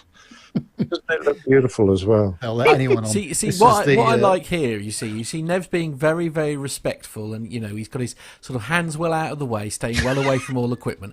Carlos there is practically trying to fly the damn thing. Look at that with all his hands he's all over fiddling it. with it. Yes, honestly, the BA's 350 1000 that we went on to Dubai for the Dubai Air Show, and it was 3 weeks old, wasn't it? I think, Carlos. It was. Still had that new plane smell. Yeah, very spacious inside too. Yeah, for the first 10 years of my career, we continually had new aircraft arriving. So we'd regularly fly airplanes that had less than 100 hours on them. And that new airplane smell was always a wonderful thing to have. Jonathan's actually flipped it slightly because, as everybody knows, he's a tiny bit obsessed with the old military side of things. And he's asking, actually, was there something in the military world when you were in the forces that you'd have liked to fly that you didn't get the chance to do? Well, had I got a chance to do an exchange on the F-22, I think that would have been the pinnacle. I've looked at the F-35, and I don't know, no particular reason, but I think the F-22 would have been, if I'd been a chance to fly either of them, that would have been my choice, because I just think it's a very specky airplane. It's absolutely fabulous. Armando, have you got any questions for Nick while we've got him here? I think it has to do with what you mentioned about the parallel with the ocean liner, and when you put that picture up, Nick, it just has that. You look so professional, and you just have this appearance of one of those captains where I know if I was boarding, or anybody in our community were boarding that aircraft, that this guy's in control, and you just look so incredibly professional that I think any marketing department would be so proud of that picture right there that Matt's got up there. But yeah. It's a cardboard cutout, Armando. Over your Zoom backdrop, like my Zoom backdrop, right? I pinched it from a Kentucky Fried Chicken restaurant. A380 you want? I got of you to say so, but no matter how you look and how confident you appear, that's more like me. I was going to say. That was me trying to get a free £10 voucher from Screwfix. They said if you could put one of their stickers on your van and take a picture of you, right, we'd give you £10. And I stuck one on an A340 and. Did you get your voucher? That's the ultimate question. But I never got my £10. They received it. I thought, how unfair. Well, they're still around, right? Yes, they are. I'm surprised their marketing department hasn't picked up on that. Well, no, quite. But no, it's very kind of you to say, but it doesn't matter what you look like on the outside, it's what's going on the inside that matters. True. Which is, of course, where we lose you, and if they only knew, right? Yeah. Exactly right. Like one of those swans, the old swan, arm on top, pedaling like billion. Mad. Yeah, absolutely. Nev, you've got another question for Nick, haven't you? Yeah, just a question from me, actually, Nick. I remember, speaking with you over several beers one evening, and obviously you were rated on the A330, and you took that across the North Atlantic many times. I always felt that you felt more at home on the 340, despite fantastic engine reliability from the 330. Why was that? Well, of course, you always knew you were going to get to where you were going on a four-engine aeroplane, because if you lose an engine, you can, generally speaking, just drop down a few thousand feet and settle in and perhaps pull the speed back a little bit and you'll get to where you're going. Whereas you lose an engine on a two-engine aeroplane and you're off to Iceland or Gander or somewhere in the boondocks, and there you're going to be stuck looking after the passengers, trying to get a new engine or get the engine fixed. So it was just having that redundancy of four engines, plus the extra systems that four engines give you. It's just a more comfortable feeling. The likelihood, of course, of failure of an engine, just as rare, really, on a two-engine airplane as a four-engine airplane. But if it did happen, you just had that feeling of extra security. I mean, I lost three engines while I was with Virgin. One on the ground and two in the air. One was a bird strike, the other was a mechanical failure of the engine. But, of course, never did it really cause any concern to us at all. In fact, on one of them, we didn't even bother telling the passengers because they had no way to tell, and it wasn't really important. It was an inboard engine, and, it didn't do anything funny. It just shut down. So, having that level of redundancy made life very comfortable. Nick, just before we move on, is there one thing, I know you love the A340, is there one thing that you would have changed with that aircraft if you were the designer at all on the flight deck? On the flight deck, the bunks could have been a bit more comfortable. I always thought the bunk area, where we took crew rest was a bit diabolical. But no, actually, from an operating point of view, the airplane, the 600 in particular, was pretty fantastic. It was a real gentleman's airplane. You didn't have to faff about too much. Once we got CPDLC and we could communicate without using HF all the time, we get our weather through a printer. It just did everything you wanted it to do. And Virgin were very good at keeping up with technology, such that the crews always had the best of equipment on board. The 340 really was a fine gentleman's airplane. Not to say that there aren't other equivalent ones out there, but it wasn't too complicated. It had everything you really wanted to make your life simple, and it was very reliable. So from that point of view, it was a wonderful airplane to captain. Indeed. Mike has got a question actually in the chat room here saying, when was it you would know whether you were going to be flying the 330 or the 340, and did you have to prepare yourself particularly differently for the two? It was on our schedule. So when we got our monthly roster out for the next month, the 340 and the 330 flew to different destinations. So if you were going to a particular destination, you knew what you were going to fly. Having said that, occasionally you pitch up to work and you'd get an unexpected aircraft type, or you'd be down at a destination. And you'd arrive at the airport and you go, oh, hang on a minute, that airplane's missing two engines. So something else would have arrived because of an unserviceability. Although it might seem a little basic, what we had on board down the little pocket beside our right leg was a differences card. And if you hadn't flown the previous sector on that aircraft type, you had to pull out this card and you would brief yourself and the other pilot on the differences between the aircraft. And when we had the 330-200, 330-300, 340-300, and 340-600, all slightly different weights, all slightly different equipment, often different engines, limitations, that sort of thing. So we would brief ourselves on the common differences so that we just got it fresh in our mind as to what we're going to do on this particular airplane that we wouldn't do on another one. It was always very handy, and it was just one of those laminated cards. It was so simple but very clever. Absolutely. Well, it is unfortunately where we have to start wrapping things up, I'm afraid. Thank you. So, I mean, I can't believe how the stars have magically aligned that, the Aviation Podcast world's most famous A340 captain would end up on PTUK's 340th show. I think it's amazing, frankly. So thank you so very much for joining us. Really enjoyed it, as usual. Carlos, that's where you take over and, Oh, thank you. Normally you passing. Normally you hand me the baton. Baton. How long have we been doing this? Surely you can do it by osmosis now. Oh, okay. Fine, fair enough. So don't forget the social medias. Look out for us on Facebook, Twitter and Instagram. Plain Talking UK. We're all on there. WhatsApp number +44 757 2249166. You can get your picture. If you send us an aviation themed picture, we'll feature it on the green screen behind Matt, or even on the green screen behind me here. Actually, this week, thank you to Stuart O'Neill for sending me this picture in behind me here. Thank you, Stuart. Email the show, podcast@plaintalkinguk.com. Don't forget our website, all the w's.plaintalkinguk.com. If you go over to the website, you'll find all the links to our shop where you can buy yourself a PTUK t-shirt.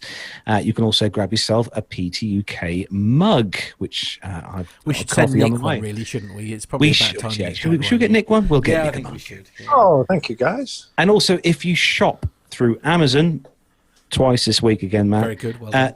Through Amazon link, you can grab yourself something through Amazon using our link on the website, and we get a little referral fee, which is lovely. Indeed. Now, obviously, there is a very brief sabbatical taking place, isn't there, Nick? But there is, of course, an absolutely humongous back catalogue if they haven't caught up with the. So, obviously, I'm sure everybody knows who APG is, but just in case.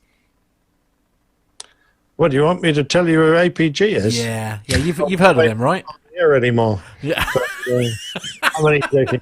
Captain Jeff's doing his angry puppy conversion from the Mad, and so he's that opens up a whole can of worms. What on earth?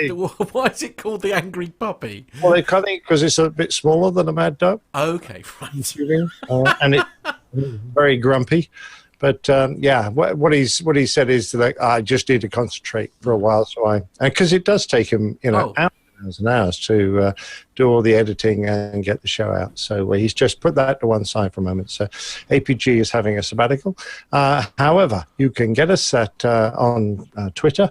Our handle is at APG Crew. On Facebook, normal sort of Facebook preamble with Airline Pilot Guy, and there's a website, airlinepilotguide.com. Indeed. So, and of course, obviously, your marvellous, your famous plane tales are also a huge part of the show, and because they are now as individual downloads themselves, aren't they? They're available as their own little podcast all of its own. Podcasting app and just search for Plane Tales. Yeah. You'll find it, and it has its own separate page on our website. So, airlinepilotguide.com/Plane Tales. You'll find it, and they're all 250 or however. Goodness me. So, and Captain Nick's personal Twitter account is at Old Plot. I presume that was a typo, was it? I was trying to get a version of Old Pilot that someone else hadn't grabbed it. And I typed in what I thought Old Pilot and went, oh, it's free, I'll have that. And I didn't realise I'd misspelt pilot. Right. So forever forth be known as Old Plot. Excellent. Anyway, exactly. And his website is so it's nickandersonphoto.smugmug.com. Is that correct? Something very similar to that. Yep. Yeah. You can get it just nickandersonphoto.co.uk. It'll redirect through. Very good. But that's if you want pictures of gun dogs, because that's like what I do in my spare time. Some of your photos are absolutely out of this world, Nick. So, we're definitely very kind.